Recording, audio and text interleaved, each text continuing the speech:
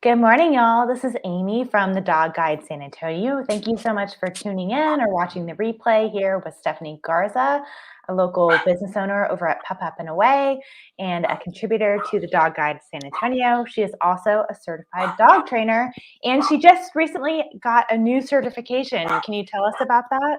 Yeah. So I'm now also a certified canine behaviorist. So a dog trainer is someone that can teach new behaviors, like sitting down and kind of guide you through that.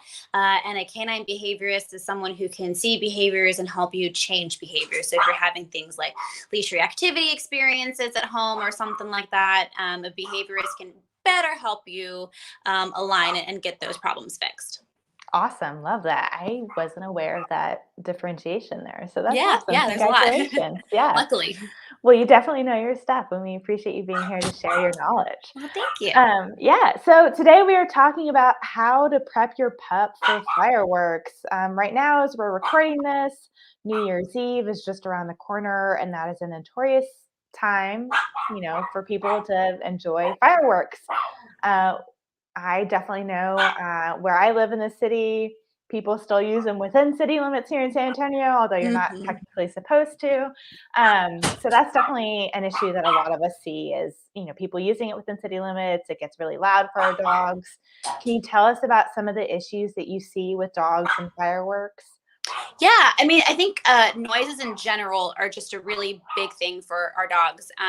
Dogs are just makes them nervous. Like sometimes hearing just a car door slam in your apartment complex, right? Might just Mhm. be enough to get your dog triggered to look around. Mhm. That's also one of the reasons why like fireworks. Thunderstorms are such a big thing for dogs too. Not only is it the rain and the barometric pressure that's changing, but Mhm. it's also the sound of the thunder. So the fireworks are there's no like at least for a thunderstorm your dog has some sort of indication that it's coming, right? That Yeah. maybe it starts to rain first, the pressure in the air changes. They say that dogs can smell rain. I absolutely believe that because we can smell rain. Of course they can. But Mhm. fireworks, they have no idea it's coming. And if you think about it, on July 4th, it's usually spanned out throughout the entire day because people, are having a good time throughout the day. And for New Year's, it's definitely like crammed into one half hour. Yeah. And while it's really nice and pretty for us to watch, if you especially have the opportunity to see it from a city skyline, there's Mhm. so many fireworks going on at that one time. And there's a funny meme that I see, and I'm sure you've probably seen it too from the oatmeal. It's like a cartoon of a guy like checking on his dog who's underneath the couch, and the couch is like, "Get down, you fool! It's the end of times, it's the end of the world." And some dogs really do feel that, especially Yeah. if they're outside. Can you imagine hearing that and then seeing something really big and bright, and you not knowing what it is, and you not being able to rationalize what it is? July 5th is the biggest day for cities to be picking dogs up off of the streets, and then Wow. January 1st is the second time. I don't know why one's more than the other. My guess is because on July 4th you're popping fireworks all throughout the day. But yeah, Yeah. it's the dogs get pretty nerve wracked by that. That's crazy. Yeah, we did a poll in our Instagram stories yesterday just asking people if their dogs were afraid of fireworks or not. Hmm. And 70% of people said that yes, their dogs are. So obviously, those of us who are dog owners definitely want to keep our dogs in mind as we're making plans to enjoy fireworks, but also, fireworks that are happening around our home. So Yeah.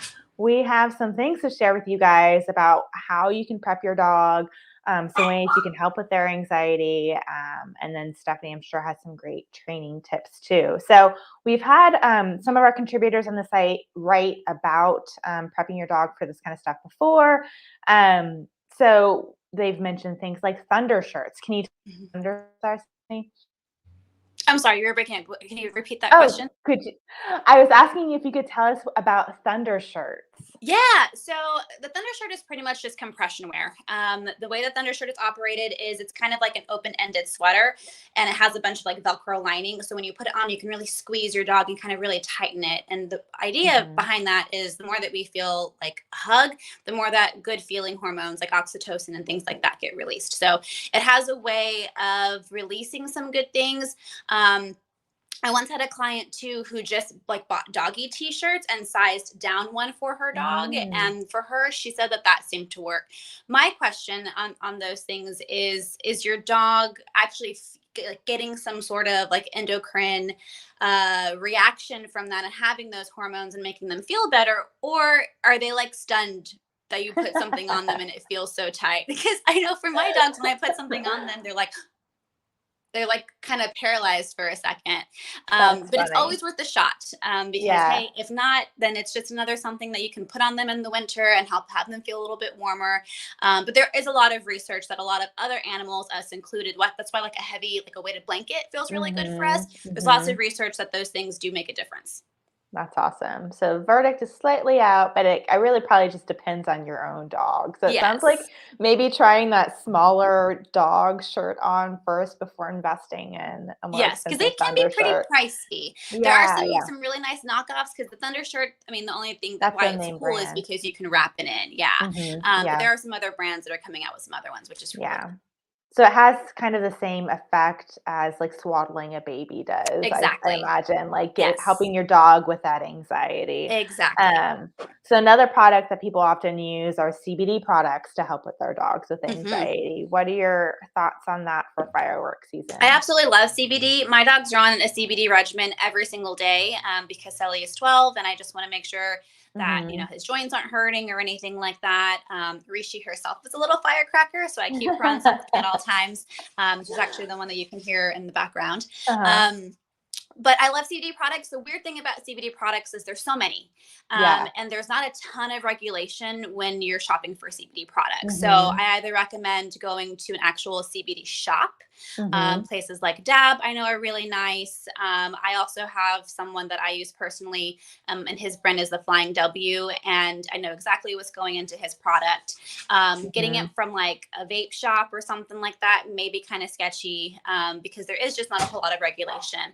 The other Yeah. weird thing about CBD products is everyone kind of has a different dosage on what you should be giving your dog, not as far as like milligrams, but how often you should be giving it. Hmm. For me, if CBD is going to work well, it's something that you're going to be giving on a consistent basis. Hmm. Or if you're trying to use it for like a situational something like fireworks, I would recommend starting to give it to them at least 3 days beforehand and keeping them on a regimen, not just giving it to them the day of.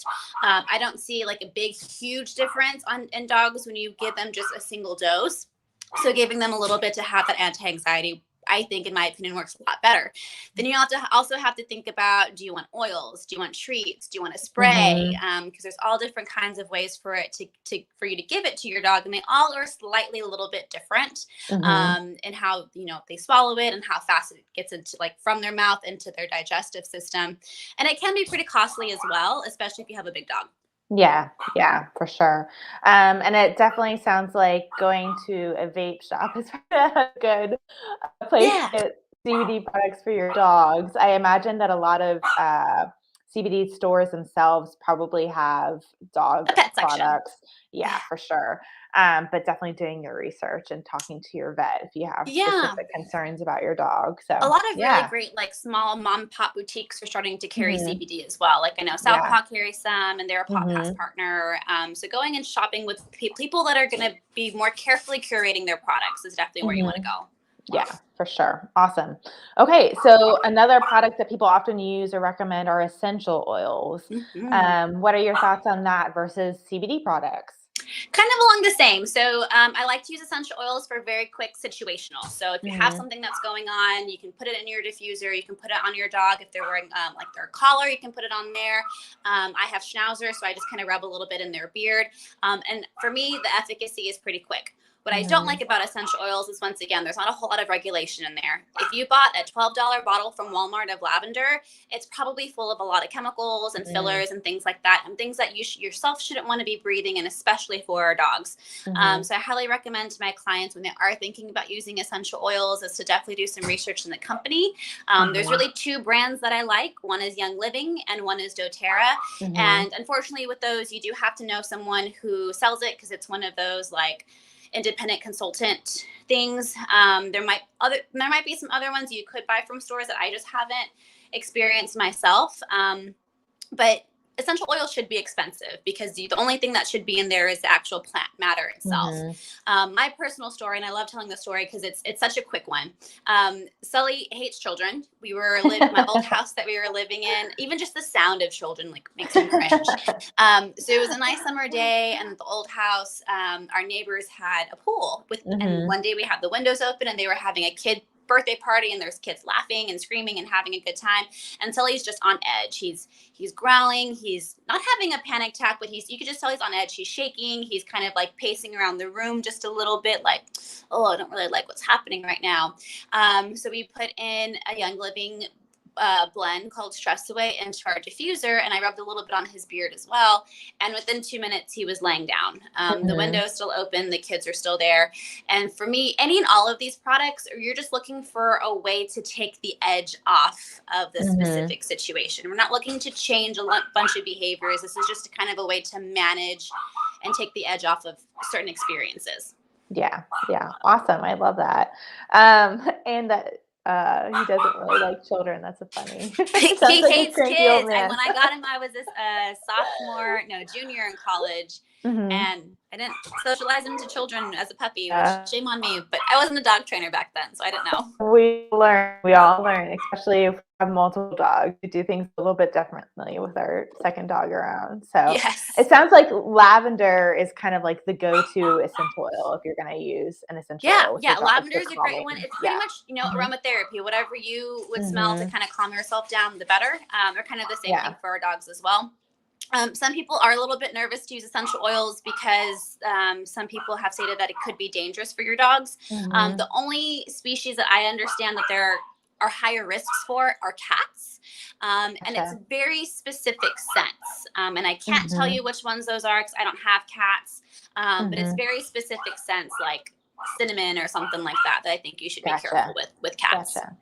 Again, so do your research before you start using something. So, alrighty. And you mentioned earlier when we were getting ready for this that you might have some desensitization tips to help, I guess, desensitize your dogs to loud noises to get them ready for fireworks. Yeah, kind of get them ready for it. Now it's what's today, the 21st. So we don't have we have about a week and a half until the new year, which isn't a ton of time because especially if your dog has really big negative behaviors when it comes to fireworks, your training plan should definitely be a little bit longer. If this is the first time that your dog's experiencing fireworks because you've had a puppy, this is a great opportunity to not, let's see if my dog's afraid of fireworks, but to prep them and to get them ready for it. So my biggest exercise that I recommend to everyone is find a YouTube channel of some fireworks playing, and I want you to turn the volume down really low to the point where your dog can hear it, but they're not, well, what was that or anything like that. And then have it playing in the background while your dog is experiencing any sort of positive real life experiences. So while they're eating breakfast or dinner, maybe while you're playing a tug session with them, different things like that, and keep it low. The more times that your dog experiences the noise, you slowly start turning up the volume just a bit. And you never want to turn up the volume too much to where you start seeing a negative reaction, right? You want to slowly increase it and make sure that it's always a neutral stimulus for your dog, and just kind of pairing it with good things for your dog. Now, of course, is it real life fireworks? No, especially if you're in an area where fireworks are actually being popped. There's a smell in the air that, of course, your dogs can smell. You can feel when a firework gets popped. The pressure in the air kind of changes for that quick second. So unfortunately, you can't change all of the things and all of the factors that will be real life experiences, but at least that noise, which is the biggest trigger of them all, is one that you can work through. Yeah, I love that tip. That's a great little hack. It doesn't require you to go get any extra anything. Nope. And helps them get used to that kind of surprise element of those sounds too. So that you mentioned also the idea of drowning out the sounds. So what are your tips on drowning out the sounds? Yeah, so I guess let's talk a little bit about management, right? So Mhm. it's New Year's Eve, you're going out. What are some different things that we can do for our dogs to make sure that they're safe and comfortable? The first one is bring your dog inside. Don't have your Mhm. dog be outside. That's if a fence is just the smallest barrier between inside the Mhm. yard and outside the yard, and that's why Mhm. a lot of dogs are picked up the next day is because they're scared and they're trying to run away from, and they have no idea that on the opposite side of this fence you will still experience that stimulus. So Yeah. Yeah. a lot of digging takes Well, place. and also you might think that your dog is normally fine out in the backyard, but when Yeah. they're, like, afraid for their lives, that's a totally different story. And So, I'm yeah. glad that you brought that up, because just because your dog was okay with fireworks last year does not Mhm. mean that your dog's going to be okay with fireworks this year. We Yeah, that's create a good new point. fears all the time. Same thing with our Mhm. dogs. And Mhm. fireworks are only something that your dogs experience 2 times a year, and they can't rationalize, oh, it's okay. I lived through this last time, or 6 months ago. It's not going to be a big deal. Yeah. Especially if you have a dog that's gone through some sort of fear period. We see some Mhm. fear periods usually when we have life stage changes. So from puppy to adolescent, from adolescent to adult. That one's kind of a bigger gap, usually between like, I would say 1.5 to 3 or 4 years old. Both my dogs went through Mhm. their fear period at 3. And then Mhm. sometimes we'll see another fear period from like adult to senior. So if your dog's recently gone through some sort of life stage change or fear period, there's a good chance that just because they were okay with fireworks last year doesn't mean that they're going to be fully okay with it this year. Yeah. But yeah, so making sure that your dog is safe and contained, at least inside the house. Um, if you have to leave your dog outside for whatever reason, making sure that they're microchipped and making sure that you have proper identification as well. Because when the city goes by and picks up dogs, those are the first things that they check for is the dog microchip. Mhm. Make sure, or at least if you do have a dog microchip, but you just moved, make sure that your address and your phone number are still the same. That one's really important. Yeah. Oftentimes when we're picking dogs up, or we do a lot of shelter work too at work. We find the previous place that the previous owner from the dog. Mhm. So making sure that everything's up to date as well. If you can, and if your dog likes their kennel, I highly recommend putting your dog in their kennel. That way, they're not having a big freak out at the moment, and they're starting to chew on things in an attempt to escape from the house. Mhm. So usually playing things like music. I love playing music for my dogs. They do have like certain soundtracks that are specifically made for dogs. I Mhm. personally don't use those. For me, noise is noise. We're usually listening to Mhm. NSYNC and Backstreet Boys in my house, to be honest. So it's just, I would think noise is noise. And I like Yeah. consistent noise. So I don't do things Mhm. like turning on the TV, because there's moments on the TV where, there's low Yeah. noise, or, there's a quiet scene or something like that. So I usually do more music. Maybe also tucking your dog into a more interior part of the house. So Mhm. maybe having them in it with the baby gate in the laundry room or something like that. Or maybe putting the crate in the closet and having them hang out in the Mhm. closet instead.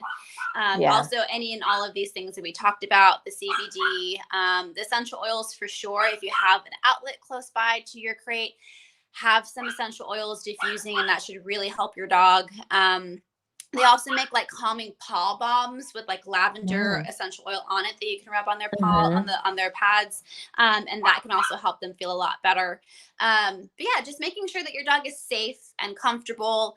I usually also try to toss in some frozen Kongs or a bully stick or something like that Mhm. in with my dog, just to create a more positive association. If you're going to be doing things like containing your dog in a laundry room or a crate, make that room or that containment like Disneyland. Throw some really fun things in there. Make sure it smells Mhm. good. Make sure they're comfortable in it.